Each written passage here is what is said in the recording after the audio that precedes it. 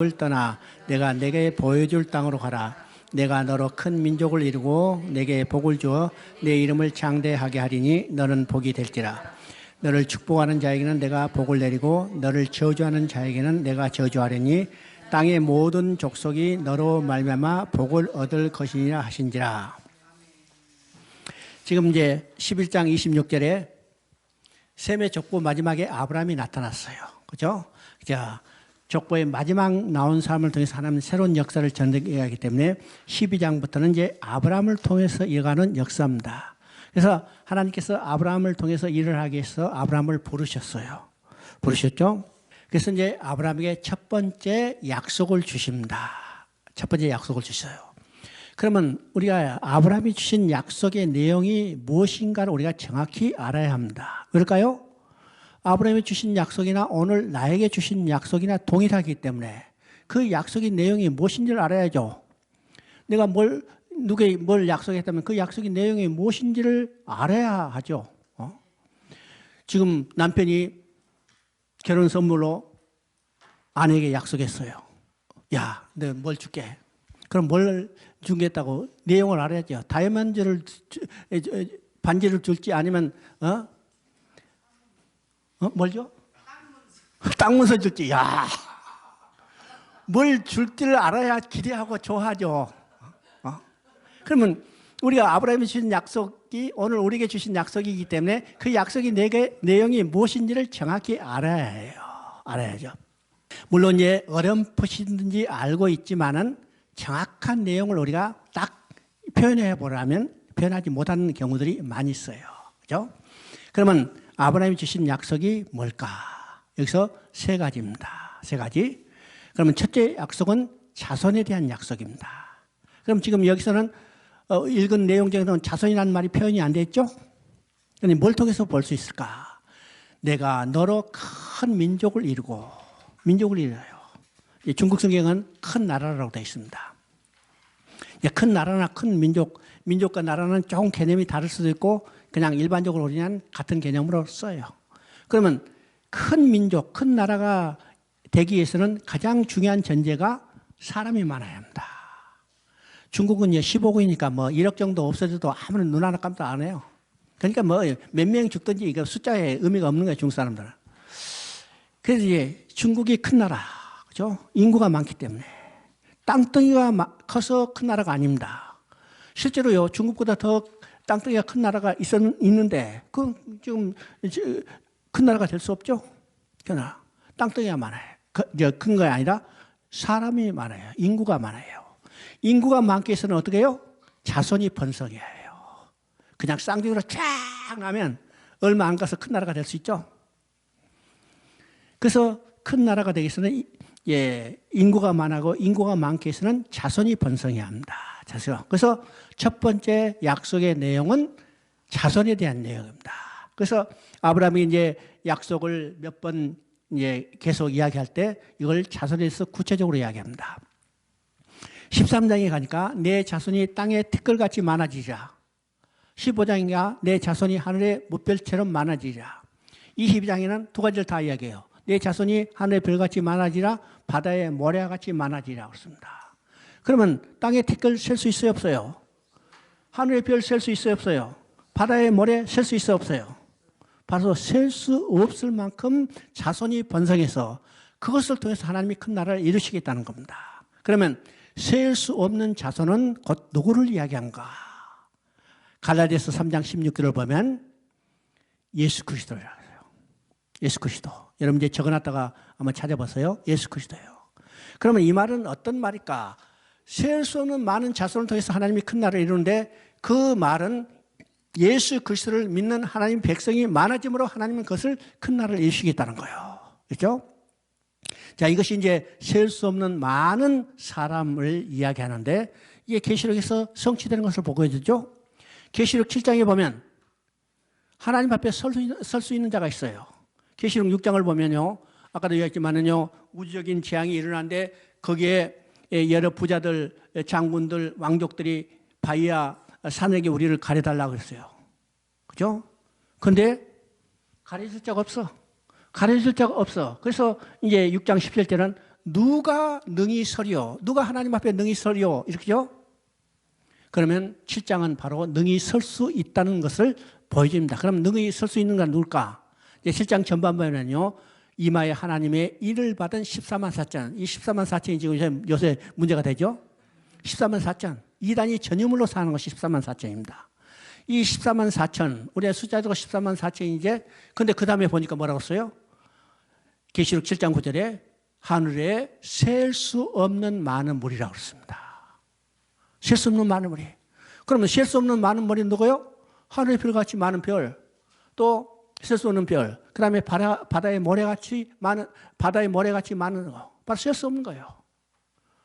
바로 이 셀 수 없는 하나님의 자손은 누굴 거냐? 예수 그리스도를 믿는 하나님의 백성이 셀 수 없는 많아서 그것을 통해서 하나님의 나라를 이루시겠다는 겁니다.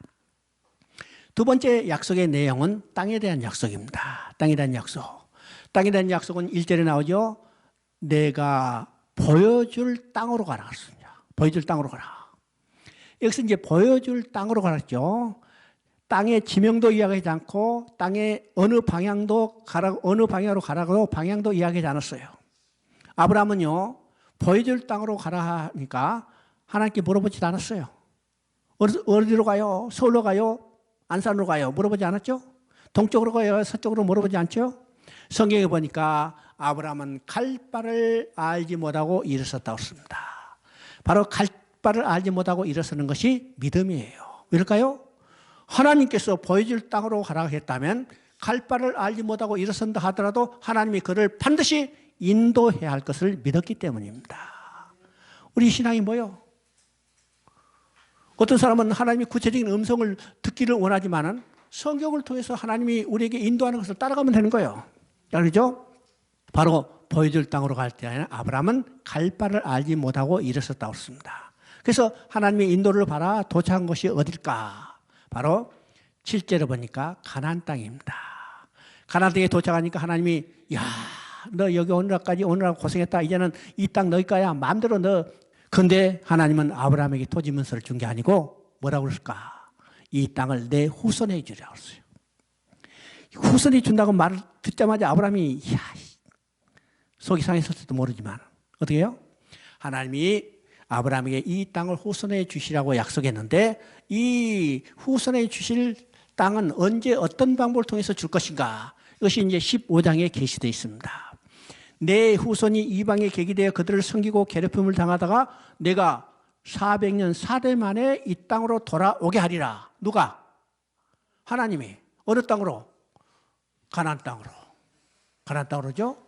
그러니까 지금 주어진 땅이 아니라 400년 후에, 오랜 시간 후에 이방에 계기되어 괴롭힘을 당하다 하나님이 그들을 돌아오게 하겠다는 거예요. 돌아온 땅이 어디냐? 가나안 땅이에요. 그러니까 육적으로는 가나안 땅이지만은 이 땅의 근본적인 것은 영적인 의미는 뭐냐? 하나님을 떠난 인간이 괴롭힘을 당하다가 사단이 노예로 살다가 하나님이 그들을 돌아오게 할 바로 천국 본향을 이야기한 겁니다. 이것이 땅에 대한 약속이에요. 세 번째 약속은 이제 복에 대한 약속입니다. 이제 12장 3절을 보면요, 땅의 모든 족속이 너로 말미암아 복을 얻으리라고 했습니다. 여기서 중요한 개념을 우리 알아야 합니다. 내 후손만 복을 받으라 이렇게 하지 않고 땅의 모든 족속이 너로 말미암아 복을 얻으리라. 여기서 땅의 모든 족속이라고 했습니다. 이것은 아브라함의 후손뿐만 아니라 오늘 이 땅에 지금 살고 있는 우리도 다 포함되어 있어요. 저 미국 사람도, 알래스카의 사람도, 에스키모도, 저 아프리카의 탄자니아 사람도 다 포함되어 있습니다. 알죠? 하나님의 이 계획, 하나님의 이 섭리에 인해서 오늘 우리가 구원받고 복받게 되는 겁니다. 복받게 되죠. 그러면 땅의 모든 민족이 너로 인하여 복을 얻으리라. 그러면 이 복은 어떤 것인가를 우리가 정확히 이해해야 합니다. 오늘 이제 예수 믿고 교회에 나서 다 원하는 것이 복받기를 원해요. 복받기를 원하는 자체가 나쁜 게 아닙니다. 그러면 이 복의 개념이 어떤 것인가를 우리가 알아야죠. 오늘 많은 성도들이 교회에 나와서 예수 믿고 복받기를 원하는데 그 복의 개념이 정확하지 않다는 거예요. 정확하지 않기 때문에 어떻게 해요? 그들의 신앙의 노선도 잘못되어 가고 있다는 겁니다. 많은 사람들이 예수 믿고 교회에 나와서 복받기를 원하는데 그들이 원하는 복은 어떤 것일까? 세상 사람들이 추구하는 복과 똑같아요. 부자 되기를 원하고, 출세하기를 원하고, 자손 잘 되기를 원하고, 오래 살기를 원하고, 이게 복이에요. 그들이 기도하는 내용이 대부분이죠.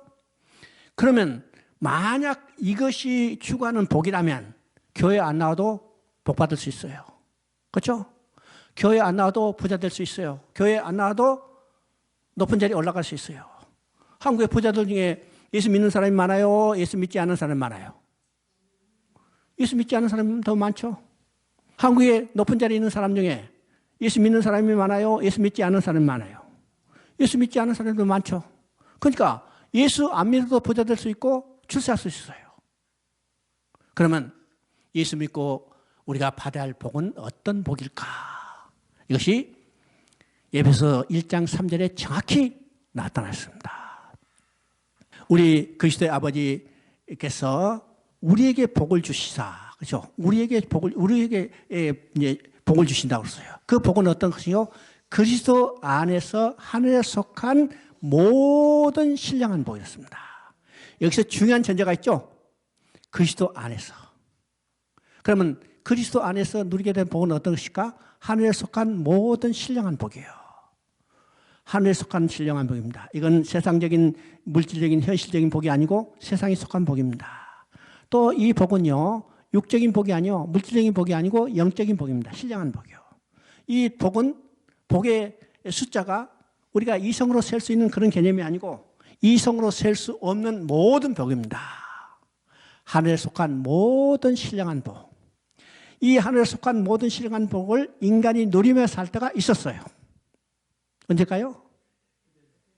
에덴 동산에서 범죄하고 하나님 앞에 쫓겨나기 전에 하나님과 함께 살 때 바로 이 복을 누렸어요. 이것이 하늘에 속한 모든 신령한 복이죠.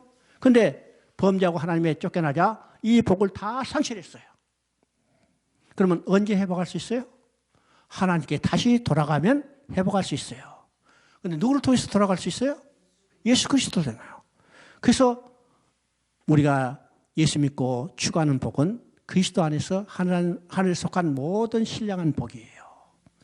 그러면 이 복은 어떤 거니까? 하늘에 속한 모든 신령한 복이기 때문에 우리가 교회에 나와서 예수 믿고 추구하는 복은 세상적인 복, 물질적인 복, 현실적인 복, 육적인 복이 아니라는 사실을 우리가 분명히 알아야 합니다. 물론 우리가 세상에 살아갈 때 그 복도 필요해요. 그러나 그 복은 누구 안에 있어야 해요? 그리스도 안에 있어야 해요. 그래요. 세상에 아무리 돈이 많다 하더라도 이것이 그리스도 밖에 있다면 이건 복이 아니요. 이건 화라는 사실을 알아야 합니다. 화라는 사실. 그러니까 성경적 복의 개념은 가장 중요한 전제가 그리스도 아니고 그 복은 하늘에 속한 모든 신령한 복입니다. 그렇죠? 이것이 지금 아브라함에게 너로 인하여 땅의 모든 족속이 복을 얻으리라 하는 이 복의 개념입니다.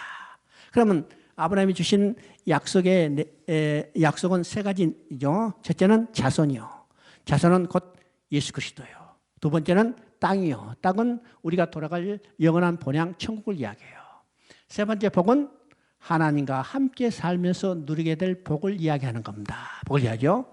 그러면 아브라함이 주신 이 약속의 내용을 우리가 한 말로 정리하면 그리스도를 통해서 천국에 돌아와서 하나님과 함께 살면서 누리게 될 복을 이야기하는 겁니다. 이것이 바로 아브라함에게 주신 약속의 내용이에요. 그렇죠? 이 약속의 내용은 다른 말로 말하면 복음입니다. 인간이 들을 수 있는 가장 깊은 소식. 그래서 갈라디아 3장 8절은 하나님께서 아브라함에게 복음을 전했다고 했어요. 갈라디아 3장 8절 한번 읽어봅니다. 또 하나님의 이방을 믿음으로 말미암아 의로 정하실 것을 성경이 미리 알고 먼저 아브라함에게 복음을 전하되 모든 이방인이 너로 말미암아 복을 받으리라 하였느니라. 여기서 분명히 알죠? 아브라함에게 복음을 전하되 하나님께서 아브라함에게 복음을 전했다고 했습니다. 그러면 그 복음이 오늘 누구에게 전해졌어요? 오늘 나에게 전해졌어요. 나에게 됐어. 그러면 이 복음은 어떤 것이요? 아브라함 주신 약속이고 이 약속의 내용은 자손과 땅과 복인데 이것을 다른 말로 하면요. 그리스도를 통해서 천국에 돌아가서 하나님과 함께 살면서 누리게 될 복을 이야기해요. 이게 복음이고 이 복음이 오늘 나에게 졌다는 사실입니다. 다른 말로는요. 아브라함에게 주신 약속이나 오늘 나에게 주신 약속이나 동일한 약속이에요. 우리는 이 약속을 믿고 사는 겁니다. 우리 신앙이 뭐예요? 하나님이 주신 약속을 믿고 사는 걸 때 이 약속의 내용은 구체적으로 아브라함이 주신 약속이고 그리스도를 통해서 천국에 들어가서 하나님과 함께 살면서 누리게 될 복을 약속한 겁니다. 약속한 거죠. 자, 12장에서 하나님께서 아브라함에게 첫 번째 약속을 주셨어요. 그러면 하나님은 한 번만 약속을 주신 게 아니라 5번의 약속을 주셨습니다. 그러면 첫 번째 12장에서 약속을 주시고 두 번째는 13장에서 약속을 주시고 세 번째는 15장에서 약속을 주시고 네 번째는 17장에서 약속을 주시고 다섯 번째는 22장에서 약속을 주셨어요. 왜 하나님께서 5번이나 약속을 해 주셨을까? 하나님의 관점에서 본다면 하나님은 한 번만 약속해도 반드시 지키시는 신실하신 하나님인데 그 하나님께서 5번 약속했다는 말은 하나님의 약속을 지키겠다는 말이요? 지키지 않겠다는 말이요? 반드시 지키겠다는 거예요. 반드시가. 그러니까 우리가 성경을 통해서 우리하고 우리 신앙과 관계되는 하나님의 속성 중에 가장 중요한 것은 뭘까? 우리 이제 성경을 이제 조직 신앙을 볼 때 하나님의 속성이 여러 가지 이야기하죠. 뭐 전능하신 하나님, 사랑의 하나님 뭐 이야기하지만은 우리 신앙과 관계되는 가장 중요한 하나님의 속성은 약속한 것을 반드시 지키시는 신실하신 하나님이에요. 그래서 약속을 주시고 이 약속을 5번이나 아브라함에게 확신시켜 준 것은 하나님이 약속한 것을 반드시 지키겠다는 자기 의지를 보여주는 겁니다. 보여주는 거죠. 반대로 인간의 관점에서는 인간이 믿지 못하기 때문이요. 믿지 못하기 때문에. 그래서 계속 믿게 해서 약속을 반복해서 주는 거죠. 반복이죠. 우리 이제 인간의 삶은요, 근본적으로 불신의 기초에 있다는 사실을 알아야 합니다. 믿지 못해? 마누라 믿어? 믿어요? 믿을 것 같이 실제로는 못 믿은 거예요. 남편 믿어? 못 믿어. 그래서 비싼 건 꽂잖아요. 자, 인간의 이 관계는요, 근본적으로 불신의 관계예요. 불신의 관계. 여러분 지금 계약서 쓰죠? 왜 계약서 써요? 집 살 때 계약서 써? 돈 빌릴 때 계약서 써? 이게 기초가 뭐냐면, 근거가 뭐냐면 불신이에요. 만약 믿는다면 계약서 쓸 필요도 없어요. 그죠? 장성 쓸 필요도 없어. 근데 믿지 못하기 때문에 계약서 써요. 계약서 쓴 것뿐이에요? 보증인 세워. 보증인 세운 것도 못 믿어서 공증해. 공증 세운 것도 못 믿어서 계약금, 보증금 내놔요. 이게 불신의 기초입니다. 불신의 기초. 인간이 믿지 못하기 때문에 하나님은 5번의 약속을 해 주시는 겁니다. 근데 아브라함도 똑같죠? 첫 번째 약속을 주셨는데 아브라함이 믿지 못해. 그래서 애굽 땅으로 내려갔어요. 애굽 땅으로 내려간 아브라함을 끄집어 올리시고 두 번째 약속을 주셨어요. 그게 13장이죠. 그럼 13장의 약속을 주실 때는 이 자손과 땅에 대해서 구체적으로 이야기합니다. 자손은 어떻게 약속해요? 내 자손이 땅에 티끌같이 많아지려요. 또 땅에 대해서는 내 눈을 떠서 동서남북을 바라보라. 바라보는 땅은 다 내게 주리라. 이 구체로 약속했죠. 그런데 아브라함이 믿었어요? 믿지 못했어요. 이것이 15장에 나타난 겁니다. 15장에. 자, 15장에 이르자 아브라함이 하나님의 약속을 믿지 못해요. 믿지 못해. 그래서 어떻게 생각하고 있어요? 하나님이 내게 많은 후손을 약속했는데 지금 하나도 태어나지 않아. 야, 이것은 내 몸에 날 자식이 아니고 내 집에서 길러온 이 종 엘리에셀을 내 후사로 만드시겠구나. 이렇게 생각하고 있어요. 그때는 보편적으로요, 그런 관습들이 많이 있었기 때문에 아론도 그렇게 생각한 겁니다. 그래서 내 집에서 길러온 종이 엘리에셀을 하나님이 내 후사로 만드시겠구나. 이렇게 생각했을 때 하나님이 아브라함에게 찾아서 아브라함의 손을 이끌고 밖에 나가서 하늘을 바라보게 하고 별을 세워버렸어요. 별을 세워. 내 후손이 하늘의 뭇별같이 많아지리라. 자, 여기서 중요한 것이 나옵니다. 15장 6절을 한번 읽어봅니다. 자, 여기서 아브라함이 여호와를 믿으니 이를 그의 의로 여기시고, 여기서 이제 중요한 말이요, 믿음으로 의롭게 됐다는 것의 첫 번째 개념이고 성경에서 가장 중요한 의의 개념, 믿음의 개념이 무엇인가를 여기서 가르쳐주고 있습니다. 야, 아브라함이 여호와를 믿으니, 그러면 아브라함이 여호와를 믿음이 그 믿음을 보시고 의로 여기시다고 그랬죠. 그럼 다른 말이며 아브라함이 믿음으로 의롭게 된 겁니다. 믿음으로 하나님 앞에 다시 돌아갔어요. 그러면 아브라함이 무엇을 믿었을까? 여호와를 믿었다고 했죠. 그러면 어떤 여호와예요? 어떤 여호와? 내 자손이 하늘의 별같이 많아지라고 약속을 주신 여호와를 믿은 거예요.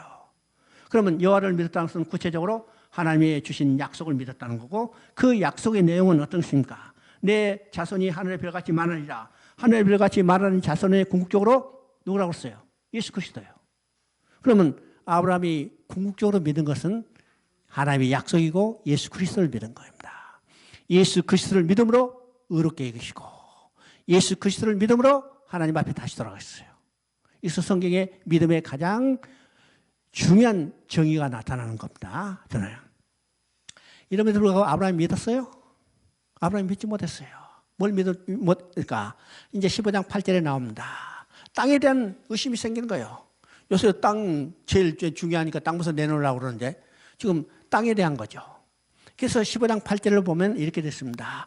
이 땅을 내게 주신 것을 내가 무엇으로 믿으리까? 이 말은요, 땅에 대한 것을 보증서를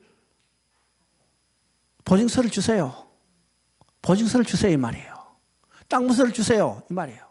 땅 문서를 줘야 내가 믿지 않겠습니까? 이때 하나님께서 아브라함에게 뭐라고 말씀하시냐면, 이 9절에 보니까 짐승을 가져라 그래요. 짐승을 가져라.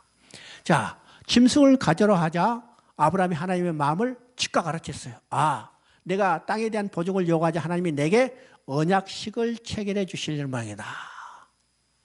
그럼 왜 이것이 어떤 의미일까? 우리 이제 에레미야 34장 18절에 나온 대로 당시 중동 지방 사람들의 계약을 체결한 방식이 짐승을 쪼개놓고 그 쪼갠 짐승 사이로 계약을 맺은 두 사람이 지나갔어요. 자, 그것은 의미는 뭘까? 당신하고 내가 계약을 맺었는데 우리 둘 중에 한 사람이 계약을 위반하면 이 짐승을 쪼개지는 것처럼 쪼개라는 거예요. 다른 말은요, 자기 생명을 담보로 해서 계약을 체결한 겁니다. 계약을 위반하면 죽든지 아니면 죽지 않으려면 계약을 이행하든지 둘 중에 하나예요. 선택의 방법이 없죠? 이것이 당시 중동 지방 사람들이 계약을 체결하는 방식인데 아브라함이 땅에 대한 보증을 요구하자 하나님이 짐승을 가져왔어요. 이건 언약식을 체결해 주시겠다는 거예요. 아브라함이 하나님의 마음을 알고 짐승을 쪼개놨어요. 자, 15장 17절 한번 읽어봅니다. 해가 져서 어두울 때 연기나는 화로가 보이며 타는 횃불이 쪼갠 사이로 지나가더라. 자, 여기서 이제 구약의 하나님의 임재를 상징하는 것이 두 가지 나오는데 첫째는 불이고 두 번째는 구름입니다. 구름이죠. 구약에 보면요, 출애굽 때 이스라엘 백성이 애굽에서 나와서 광야를 행진할 때 그들이 불기둥과 구름기둥으로 그들을 인도했어요. 구름기둥과 불기둥, 그렇죠? 그래서 구름과 불은 구약시대 하나님의 임재를 상징하는 것이 두 가지인데 여기서 지금 불이 지나갔어요. 하나님이 지나가셨죠? 그러면 계약의 당사자인 아브라함도 지나가야 할 텐데 아브라함은 어디 갔어요? 쿨쿨 자고 있는 겁니다. 왜 자고 있을까? 짐승 쪼개나고 힘들어가지고 지금 여기 피곤해서 자는 게 아니죠. 이것은 일어나고 싶어도 일어날 수 없는 상태가 되어버린 겁니다. 왜일까요? 하나님이 아브라함을 깊이 잠들게 하시고, 왜일까? 하나님은 인간의 모든 것을 다 알고 있는 거예요. 인간이 신실하지 못한 것을 이미 알고 있어요. 그래서 아브라함이 지금 이 계약식에 참석했다면 어떻게 해요? 아브라함은 죽을 수밖에 없어. 그래서 하나님은 아브라함을 깊이 잠들게 하시고 하나님 한 분 이 쪼갠 고기 사이로 지나갔어요. 그러면 이 계약의 계약은 어떤 형식일까? 이 계약은 쌍방 언약이 아니라 일방 언약이에요. 그죠? 왜 쌍방 언약과 일방 언약이 중요한 의미를 가지고 있습니까? 하면 쌍방 언약은 계약의 당사자가 계약을 위반하면 그 계약은 무효가 되는 겁니다. 무효가 되고 다시 체결해야 해요. 그런데 이 계약은 일방 언약이에요. 이 계약이 일방 언약인데 이 계약 일방 언약도 누가 누구에게 주신 언약이냐면 하나님이 인간에게 주시고 일방 언약이기 때문에 하나님이 하나님의 방법으로 성취해 들어간다는 거예요. 그리고 이 일반 언약은 하나님이 인간에게 주신 언약이기 때문에 이 계약은 반드시 성취되는 것을 보여주는 겁니다. 뿐만 아니라 쪼갠 고기 사이로 지나갔다는 것은 이 계약이 무엇을 통해서 성취된다는 것이요? 짐승의 피 흘림을 통해서 성취된다는 겁니다. 그러면 그 짐승의 피 흘림은 무엇을 예표해요? 바로 예수 그리스도의 십자가 피를 통해서 성취될 것을 예표하는 겁니다. 왜냐는 거죠? 자, 이렇게 해줬는데 아브라함이 믿었어요? 네? 믿었으면 성경이 얼마나 간댔을까? 근데 안 믿었기 때문에 성경이 지금 계속 나타나는 겁니다. 이 사실이 어디서 나타나니까 16장에 나타나죠. 16장에. 16장에는 하나님이 아브라함을 부르신 지 10년이 지난 아브라함이 85세 때예요. 10년 동안 오래 참고 기다렸죠. 열심히 기도했겠죠. 기도했겠어요? 안 했겠어요? 그렇죠? 죄 자식 주세요. 근데 줬어요? 안 줬어요? 안 줬어. 그러니까 생각이 이제 바뀌죠. 야, 10년 동안 열심히 기도했는데 아브라함이 안 줬다. 자, 기도하다가 눈을 싹 떠보니까 누가 지나가요? 젊은 여자 하자가 궁뎅이를 흔들며 싹 지나가니까 할렐루야! 됐다.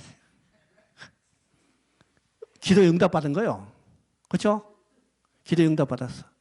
그래서 이제 사라가 아브라함에게 야, 당신 이 젊은 자를 통해서 자식을 낳아요. 그것도 당신 자식 아닙니까? 맞는 말이죠? 인간적인 방법으로는 맞는 말이에요. 그래서 아브라함이 사라의 이 속삭이는 소리를 듣고 하가를 취해서 자식을 낳았어요. 그 낳은 자식이 누구냐면 이스마엘이에요. 이스마엘이 태어나자 하나님이 아브라함에게 나타나서 뭐라고 그래요? 이건 약속의 씨가 아니라는 거예요. 약속의 씨가 아니라. 왜일까요? 아브라함에게 약속한 것은 동시에 누구에게 약속한 거예요? 아브라함의 약속은 동시에 사라에게 약속된 거예요. 그래서 아브라함에게 약속한 자손은 누구에게 태어나냐면 사라를 통해서 태어나요. 근데 누구를 통해서 태어났어요? 하가를. 인간적인 수단과 방법을 통해서 태어났죠.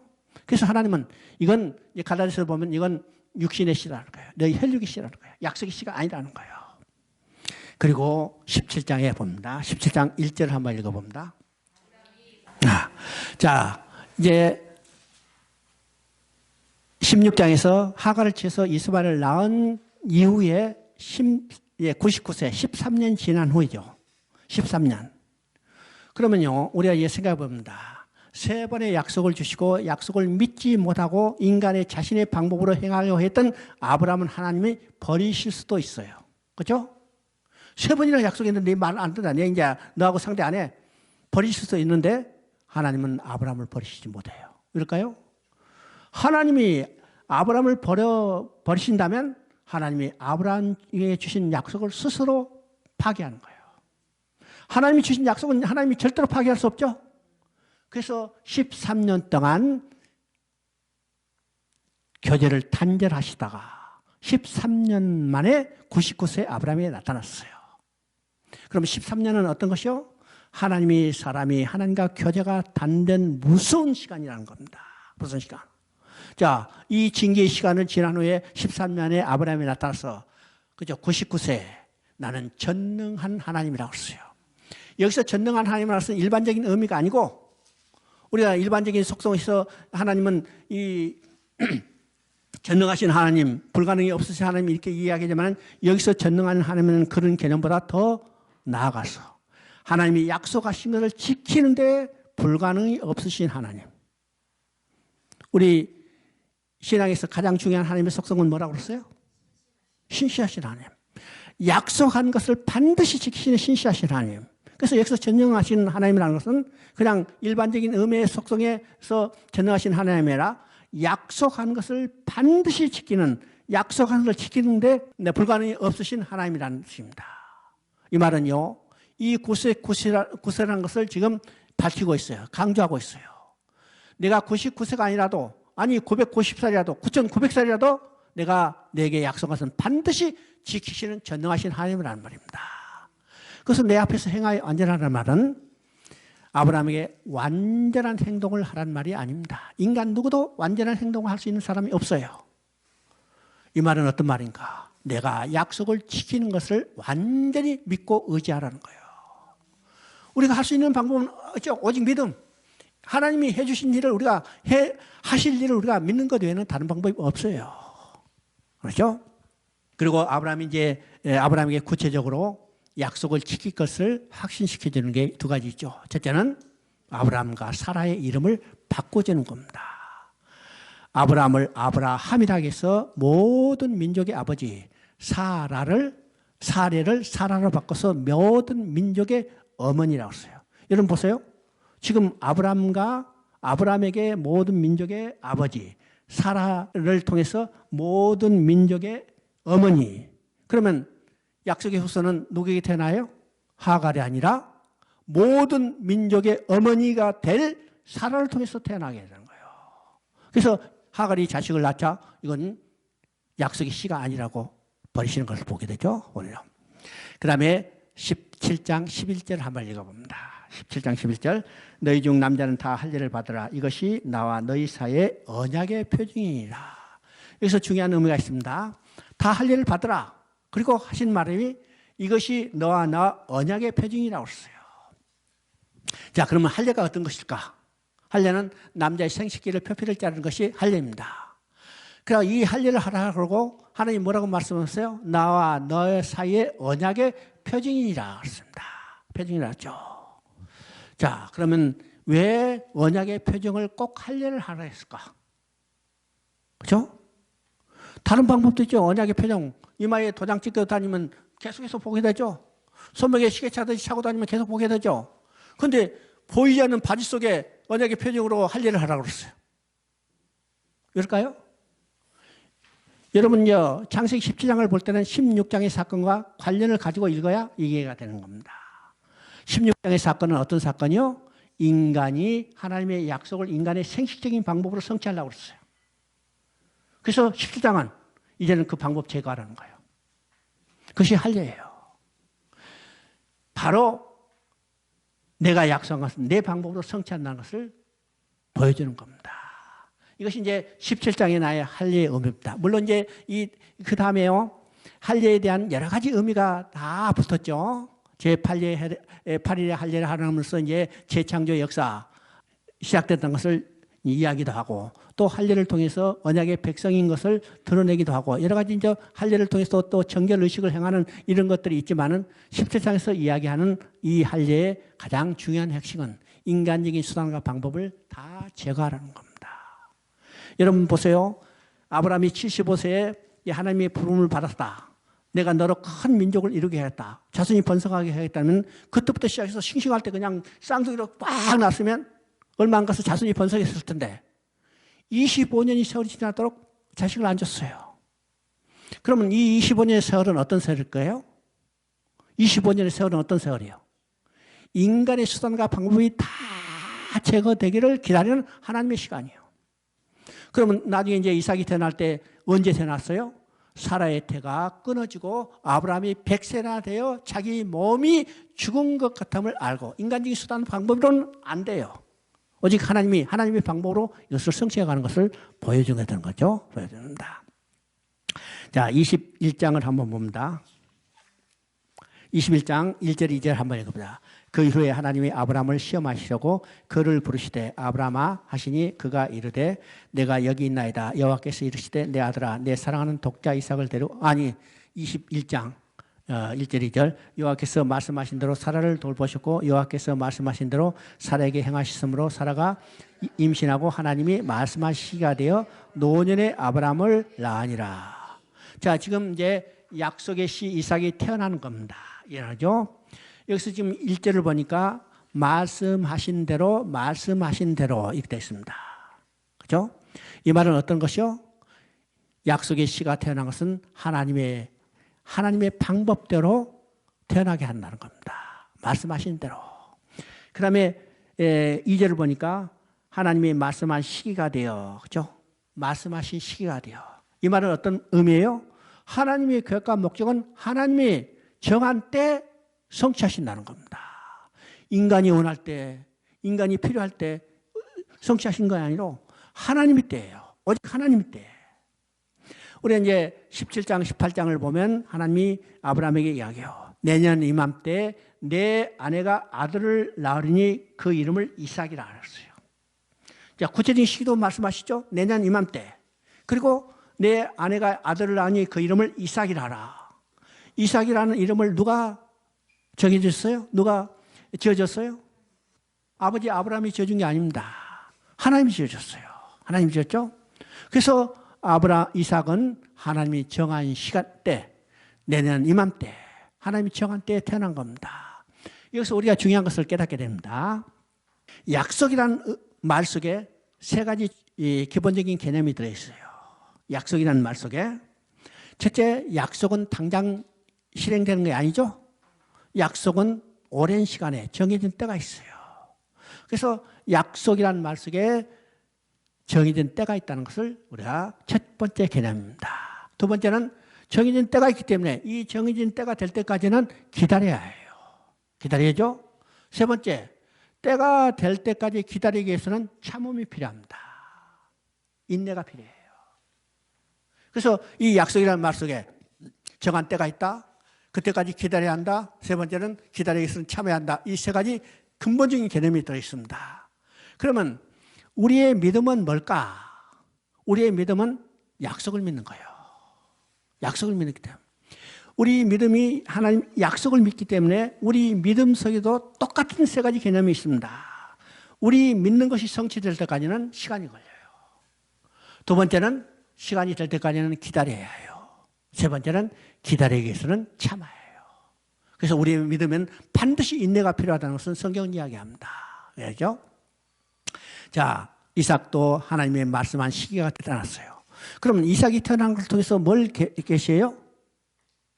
예수님이 태어날 것을 계시하는 겁니다. 여러분, 예수님도 하나님의 때에 태어났어요. 갈라디아서 4장 4절 이야기죠. 때가 참해. 어떤 때가 참해? 하나님의 약속은 시기가 되면 때가 참해요. 여자에게서 한 아기가 태어나게 하시고. 그러니까 예수님이 태어난 것도 하나님이 정한 때에 태어난 거죠. 태어난 거예요. 또 아브라함이 예수님이 태어난 것은 어떻게 태어났어요? 성령으로 잉태하사 처녀 몸에서 성령이 태어났어요. 이삭이 태어난 것도 아브라함의 몸이 죽은 것 같은 거예요. 사례태가 끊어진 인간의 방법은 아니고 오직 성령의 방법이죠.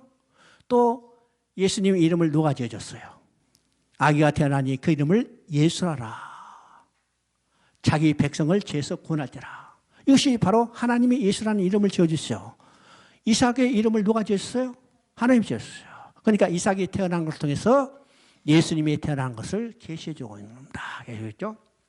자, 22장 1절 2절을 읽어봅니다. 그 이후에 하나님이 아브라함을 시험하시려고 그를 부르시되 아브라함아 하시니 그가 이르되 내가 여기 있나이다. 여호와께서 이르시되 내 아들 내 사랑하는 독자 이삭을 데리고 모리아 땅으로 가서 내가 일러준 한 산으로서 그를 번제로 드리라. 그죠?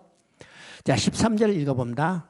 22장 13절 아브라함이 눈을 들어 살펴본 즉 한 수양이 뒤에 있는데 뿔이 숲에 걸려 있는지라 아브라함이 가서 그 수양을 가져다가 아들을 대신하여 번제로 드렸더라. 자, 22장은요 중요한 것입니다. 자, 우리가 이제 이삭이 태어난 것을 봤어요. 이삭이 태어나는 거 봤죠? 그러면 이삭이 태어난 것을 통해서 우리가 뭘가 성취되는 것을 1차적으로 성취되는 것을 보냐면 여자의 후손을 보내줬다는 이 계시가 성취되는 것을 봤어요. 그러면 두 번째는 뭘 보여줘요? 가죽옷이라는 것입니다. 그러면 가죽옷은 어떤 방법으로 입혀주실 건가? 그게 전진되는 계시를 보여주는 것이 22장의 사건이라는 사실입니다. 우리 이제 일반적으로 이 창세기 22장은 우리 설교도 많이 듣고 설교도 많이 했어. 그죠? 여기는 설교 안 하는 사람도 있겠지만 설교도 이제 목사들이 설교들 대부분 많이 해요. 그래서 22장의 내용은 비교적 잘 알아합니다. 그런데 대부분이 설교를 어떻게 한가? 아브라함이 하나님의 말씀에 순종했더니 복받았다. 여러분도 순종하면 복받는다. 이렇게 이야기하죠? 이건 순종을 강조하는 이야기 아닙니다. 성경은요, 인간에게 무엇을 하라고 요구하는 책이 아니에요. 하나님이 우리를 위하여 무슨 일을 해주시겠다고 우리에게 계시로 보여주는 책이 성경이에요. 그러면 22장도 하나님이 나를 위해서, 우리를 위해서 무슨 일을 해주실 건가? 그것이 가죽옷을 지어 입히시겠다 했으니까 가죽 옷을 구체적으로 어떤 방법으로 입혀 주실까에 대한 전진된 계시를 보여주는 것이 22장의 내용입니다. 22장이죠. 하나님이 아브라함을 불러서 아들 이삭을 이제 번제로 드려요. 번제는 어떤 것입니까? 제물을 흔적도 없이 태워드리는 제사가 번제예요. 누구를? 내 사랑하는 아들 독자 이삭을. 그냥 내 아들을 번제로 드리라 이렇게 하지 않았어요. 여기서 뭐라고 그랬어요? 내 사랑하는 아들 독자 이삭을 번제로 드리라. 자, 이 말씀 속에 뭐가 계시되어 있어요? 하나님은 자기 사랑하는 아들 독자 예수 그리스도를 우리를 위하여 번제로 주실 것이 계시되어 있습니다. 그렇죠? 자, 번제로 드리라. 번제는 이제 아브라함이 하나님의 말씀을 듣고 순종해서 어떻게 해요? 아들 이삭을 앞세워서 하나님이 명령한 그 산까지 가는 겁니다. 그래서 모리산에 산에 도착하자 이제 이 종들을 거기에 기다리게 하고 하나님은 아브라함은 이삭을 앞세워서 하나님이 정해준 그 산으로 가요. 산꼭대기 다 올라가니까 이삭이 뭐라고 그래요? 아버지요, 지금 나무와 불은 있는데 번제할 어린 양은 어디 있습니까? 물어보죠. 이삭은요, 지금 자기가 번제 제물로 드릴 것을 모르고 아버지가 야, 번제 드리러 가자니까 지금 따라왔어요. 그런데 산꼭대기 다 와니까 제물이 없어. 번제를 드린다면 어린 양을 끌고 왔어야 하는데 제물이 없잖아요. 그래서 물어보는 거예요. 번제할 어린 양은 어디 있나이까? 그때 뒤따라 멍하니 따라가던 아브라함이 그 소리를 듣고 깜짝 정신 차려서 어떻게 해요? 아들아, 번제할 어린 양은 하나님이 친히 준비하시니라. 이 친히 준비하신다는 말을 우리가 다른 말하면 여호와 이레라고 합니다. 여호와 이레. 여호와 이레라는 말을 다른 말로 말하면요, 하나님이 받으실 제물은 하나님이 친히 준비하신다는 말이 여호와 이레예요. 우리가 여호와 이레라는 말을 잘못 오용하기도 하죠. 그런데 이 말은 정확한 의미는 하나님이 받으실 제물은 하나님이 친히 준비하는 겁니다. 중요하죠? 자, 번제단을 쌓아놓고 아들 이삭을 결박해서 지금 번제로 드리려는 그 순간에 하늘에서 급한 음성이 들렸어요. 아브라함아, 내 아들 이삭에 손대지 말라. 이제야 내가 나를 경외하는 줄 알았노라. 이 급한 음성을 듣고 주위를 돌아보니까 주위에 수양이 걸렸어요. 그래서 이삭을 내려놓고 수양을 대신 드렸더라. 여기서 이제 13절 읽었죠? 대신 드렸더라. 여기서 중요한 대속교리가 나오는 겁니다. 이삭을 내려놓고 수풀에 걸린 수양을 대신 드렸어요. 그러면 수풀에 걸린 수양은 어떤 것이요? 여호와 이레입니다. 하나님이 받으실 제물은 하나님이 친히 준비하는 거예요. 그래서 이삭을 내려놓고 수풀에 걸린 수양을 대신 드렸죠? 그렇죠. 자, 우리 이제 신약을 보면 예수님이 십자가에서 숨을 거두면서 하늘을 향하여 부르짖어요. 하나님이 어찌하여 나를 버리시나니까. 이 간절한 부르짖음에도 하늘에서는 아무런 음성이 들지 않고 하늘은 캄캄해졌다고 했어요. 왜일까요? 그러니까 이삭을 번제로 드릴 때는 하나님이 급한 음성이 들려서 이삭을 내놓고 수풀에 걸린 수양을 대신 드렸는데 왜일까요? 이삭은 그림자예요. 그림자는 어떤 의미가 있어요? 실체가 있다는 것을 확신시켜주는 의미가 있어요. 그런데 그림자는 문제를 해결할 수 없죠? 그래서 이삭은 그림자였기 때문에 내려놓고 수풀에 걸린 수양을 대신 드렸어요. 그런데 이삭이 그림자로 보여준 실체는 누굽니까? 십자가에 못 박혀 숨을 거두신 예수 그리스도예요. 예수 그리스도. 그래서 예수 그리스도가 하늘을 향해 부를 때는 하늘에서 아무런 음성이 들지 않았어요. 왜요? 예수 그리스도는 실체이기 때문이요. 그러면 예수 그리스도는 누구 대신 십자가에 못 박혔어요? 내 대신이죠. 내 대신 예수님이 십자가에 못 박혔어요. 그래서 예수님은 하나님이 받으실 하나님이 친히 준비한 여호와 이레 제물이었다는 사실을 우리가 보게 되는 겁니다. 보게 되죠? 바로 이것이 이제 22장에서 계시하는 내용입니다. 22장에서 자 22장 16절부터 18절까지 한번 읽어봅니다. 22장 16절부터 18절 이르시되 여호와께서 이르시기를 내가 나를 가리켜 맹세하노니 내가 이같이 행하여 내 아들 내가 큰 복을 주고 너를 씨가 크게 번성하여 하늘의 별과 같고 바닷가의 모래 같게 하리니 내 씨가 그 대적의 성문을 차지하리라. 또 내 씨로 말미암아 천하 만민이 복을 받으리라. 이는 내가 내 말을 준행하였습니다. 지금 이제 이삭을 번제로 드리는 사건 이후에 하나님이 마지막 5번째 약속을 주시는 내용이죠. 그러면 이 5번째 약속을 주시는 내용을 여러분이 살펴보면 우리가 살펴봤던 아브라함이 주신 약속의 내용 3가지요. 자손과 땅과 복이죠. 자손과 땅과 복입니다. 우리가 이제 자손과 땅과 복을 우리가 이 말을 풀어서 우리가 내 신앙으로 받아들일 수 있어야 해요. 그러면 자손은 예수 그리스도요. 땅은 우리가 돌아갈 천국이요. 복은 하나님과 함께 살면서 누리게 될 복이요. 그러면 이 말을 하면 예수 그리스도를 통해서 천국에 돌아가 하나님과 함께 살면서 누리게 될 복을 우리에게 약속했어요. 이게 복음이에요. 그죠? 복음. 그리고 이제 이 5번째 약속에는 2가지 특징이 있습니다. 첫 번째 특징은 16절에 맹세했다는 겁니다. 맹세했다는 거예요. 내가 나를 가르쳐 맹세하느니. 그럼 맹세는 어떤 것인가? 낮은 사람이 높은 사람을 하여 약속을 지키겠다고 서약하는 것이 맹세입니다. 맹세요. 우리는 이제 이런 것을 우리가 어디서 예를 들자면요. 올림픽 경기나 운동 경기 할 때 선수 대표로 나와가지고 어떻게 해요? 조직위원장이나 그게 아주 높은 사람한테 손을 들고 맹세해요. 그 맹세가 뭐예요? 우리는 스포츠 정신에 의해서 공정한 플레이, 페어 플레이를 하겠습니다. 맹세하는 겁니다. 낮은 사람이 높은 사람을 하여 서약하는 것이 맹세예요. 그런데 하나님은 하나님보다 높으신 분이 안 계시기 때문에 어떻게 해요? 자기 스스로를 가르쳐 맹세했다고 했어요. 그렇죠? 그러면 이 맹세의 효력은 어떤 것일까? 히브리서 6장 16절부터 18절까지를 보면 이렇게 돼 있어요. 이 맹세는 모든 다투는 일의 최종적인 확증이라. 그러니까 여러 가지 이게 약속을 지키겠다고 일을 해주지만은 그 중에 가장 확실하고 확정적인 방법은 맹세라는 거예요. 맹세. 그래서 히브리서 6장 18절을 보면 이렇게 됐어요. 하나님이 거짓말할 수 없는 2가지 사실. 이 거짓말할 수 없는 사실은 언약해 주신 것이 첫째고 이 언약을 지키겠다고 하나님 스스로 맹세로 보증해 주신 겁니다. 그러니까 하나님의 이 약속은 반드시 지키겠다고 자기 확신을 지금 천명하는 겁니다. 2번째 특징은 17절에 나와 있습니다. 내 씨가 대적의 성문을 차지하리라. 대적의 성문을 차지한다는 것이 어떤 의미일까? 고대 국가는 한 성읍이 한 나라라고 했어요. 그래서 고대 국가의 전쟁은 어떤 전쟁이에요? 성을 뺏는 전쟁입니다. 예, 공성. 여러분 이제 고대 국가의 전쟁을 보면 다 성문 얘기하는 거죠. 그래서 그 전쟁에서 승패는 어디에 달려 있냐면 성문을 누가 차지하냐에 따라서 승패가 달라요. 성문을 차지하는 편이 이기는 겁니다. 방어 측에서 성문을 굳게 닫았다면 공격하는 그 지는 거죠.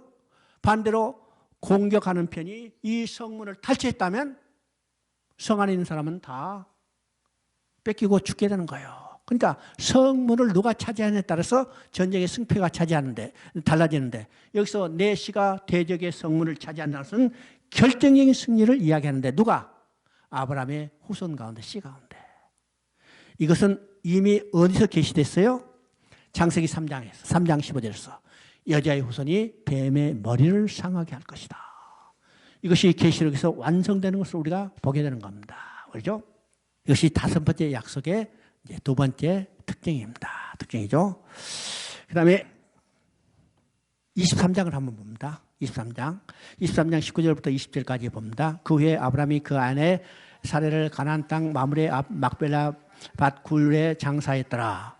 마므레는 곧 헤본이라. 그 밭과 그 속의 굴을 헷 족속이 아브라함 소유로 매장지로 정하였더라. 그럼 이제 창세기 23장은 이건 땅에 대한 소유를 확보한 중요한 개념입니다. 지금 사라가 죽어서 장례를 지내요. 그러면 한 여자가 죽어서 장례 지내는 내용을 성경 전체 한 장을 다 할애해서 기록하고 있어요. 여러분 성경을 읽으실 때요. 성경에 나오는 아무리 유명한 인물이라도 그가 죽어서 장례를 지내는 내용은 한 절 아니면 2절로 끝입니다. 여러분 나중에 보면 25장에 보면 아브라함이 죽었어요. 아브라함의 장례는 그가 죽어 막벨라 굴에 장사됐더라. 이 한 절이요. 또 모세가 죽었어요. 그죠? 모세가 죽었어. 모세는 이스라엘의 위대한 영도자죠. 근데 신명기 34장을 보면 모세가 죽고 온 이스라엘이 30일 동안 애곡했더라. 그렇죠? 또 다윗이 죽었어요. 다윗은요, 다윗 왕국, 위대한 왕국의 왕이에요. 그러면 그 장례식을 건석에 어불자게 쓸 것 같은데 그렇게 쓰지 않았어요. 다윗이 죽어 열조의 묘실에 묻혔더라. 한마디요. 근데 사라가 죽어서 장례한 내용을 성경 한 장을 다 할애해서 기록하고 있어요. 이게 어떤 의미일까? 여기서 아브라함이 그 땅을 사서 자기 소유로 확정했다는데 중요한 의미가 있습니다. 아브라함이 이제 해적 속에서 이제 사라의 장례할 묘지를 사는데 400세겔을 주고 샀다고 그랬어요. 400세겔은 당시 시세로 10배 이상 비싼 가격인데 왜 10배 이상 비싼 돈을 지불하고 그 땅을 샀을까? 자, 해적성이 이제 아브라함이 뭐라고 그래요? 당신이 우리에게 은혜를 끼쳤으니까 그냥 갖다 쓰시오 그랬어요. 오늘 같으면 할렐루야 하지만은 아브라함은 그렇게 하지 않았어요. 내가 돈 주고 사겠다고 그랬어요. 왜일까? 무상으로 받은 땅은 주인이 돌려달라면 언제라도 돌려줘야 해요. 또 시세보다 싸게 산 땅은 다시 야 억울하다 되돌려 달라 하든지 아니면 물려달라든지 아니면 값을 정상적으로 다시 시자 이렇게 하면 또 그렇게 응해야 해요. 아브라함은 그것을 사실 알기 때문에 도저히 물릴 수 없도록 10배 이상 비싼 돈을 주고 그 땅을 사고 자기 소유로 확정했어요.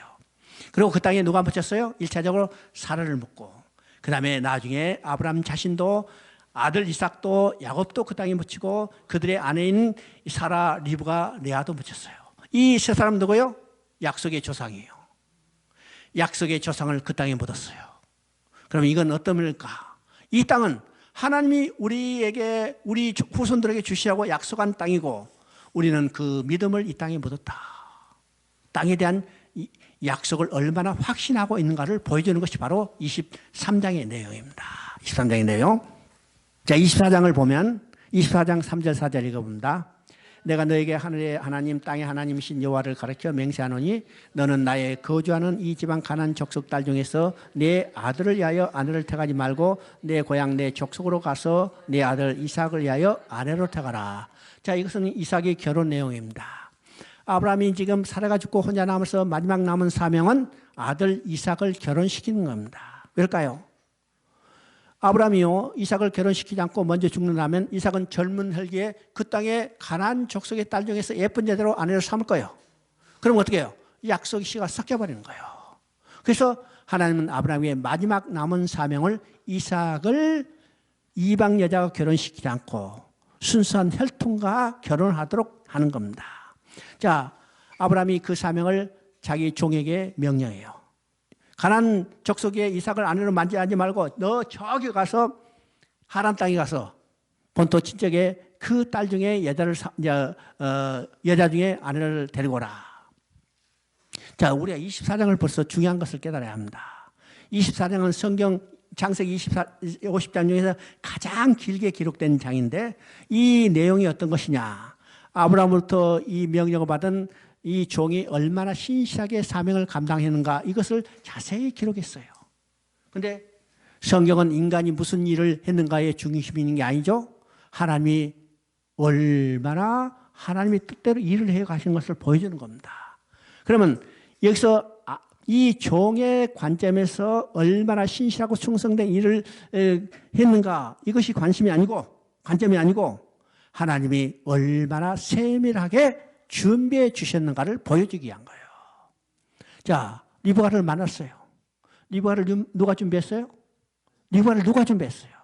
하나님이 이미 리브가를 이삭의 아내로 준비했던 사실을 우리가 보게 됩니다. 우리가 이제 성경을 통해서 그 사실을 확실하죠? 첫 번째 내용은 22장 23절에 나옵니다. 22장 23절에 이게 나홀의 가계가 나오는데 그 나홀의 가계 중에서 계보 중에서 리브가라는 이름이 나와요. 그러면 22장을 볼 때 나홀의 이 가계는요 거기에 기록하지 않아도 될 건데 거기다가 붙여놨어요. 왜일까? 여기 하나님이 리브가라는 사람을 여자를 준비했다는 것을 보여주는 겁니다. 두 번째는 24장 60절을 한번 읽어봅니다. 24장 60절 자, 거기 보니까 지금 이 내용은 리브가의 오빠 라반이 자기 이제 동생을 떠내 보내면서 축복하는 내용이에요. 그 축복하는 내용에 뭐라고 써요? 천만년의 어면이요. 그리고 내 씨가 뭐요? 대적의 성문을 차지하리라. 그러면 천만년의 어머니는 누구에게 줬는가요? 리브가에게 지금 이제 리브가가 아니라 사라에게 줬죠. 사라에게 줬고 또 대적의 성문을 차지하 원수의 성문을 차지하는 것은 누구에게 줬어요? 아브라함에게 하나님께서 약속한 거예요. 창세기 이제 22장에 다섯 번째 약속을 줄 때 두 번째 특징이라고 했습니다. 내 씨가 대적의 성문을 차지하리라. 이것은 가나안 땅에서 하나님께서 아브라함에게 약속을 주실 때 한 말이고 또 24장 60절은 하란 땅에서 라반이 자기 동생 리브가를 축복하는 말이면 이게 동일한 말이죠. 그러면 이건 어떤 의미요? 하나님께서 이삭의 아내로 리브가를 준비했다는 겁니다. 그러니까 우리는 성경을 볼 때 하나님이 얼마나 세밀하게 준비해 주시는가를 우리가 볼 수 있어요. 이것이 성경을 보는 올바른 관점입니다. 관점이죠.